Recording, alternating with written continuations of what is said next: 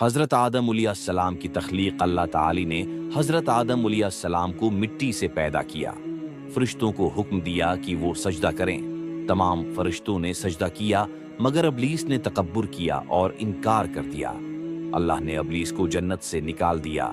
हज़रत हव्वा अलैहिस्सलाम की तख्लीक हज़रत आदम अलैहिस्सलाम को जन्नत में रखा गया। उनकी तन्हाई दौर करने के लिए हज़रत हव्वा अलैहिस्सलाम को पैदा किया गया। दोनों जन्नत में आराम और नामतों में रहने लगे। जन्नत का हुक्म अल्लाह ने फरमाया, आए आदम, तुम और तुम्हारी बीवी जन्नत में रहो और जहां से चाहो खाओ, लेकिन इस दरख्त के करीब न जाना वरना तुम जालिम हो जाओगे। शैतान का वसवसा इब्लीस दुश्मनी में लगा रहा कि आदम वो हव्वा को जन्नत से निकाले। वो बहका कर कहने लगा, उस दरख्त का फल खा लो तो तुम हमेशा जिंदा रहोगे और फरिश्ते बन जाओगे। दोनों धोखे में आ गए और फल खा लिया। शर्मिंदगी और तौबा उनके जिस्म से जन्नत के कपड़े उतर गए और वो नंगे हो गए। उन्होंने फौरन पते लेकर अपने जिस्म ढांपे।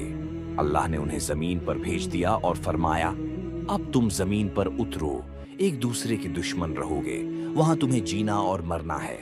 हजरत आदम अलैहिस्सलाम और हजरत हवा अलैहिस्सलाम ने तौबा की, ए हमारे रब, हमने अपनी जानों पर जुल्म किया, अगर तू हमें मुआफ न करे और रहम न करे तो हम खुसारा पाने वालों में हो जाएंगे।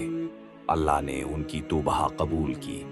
सबक इंसान से गलती हो सकती है लेकिन तौबा का दरवाजा खुला है। शैतान हमेशा इंसान को बहकाने की कोशिश करेगा। हमें अल्लाह के अहकामात पर कायम रहना चाहिए।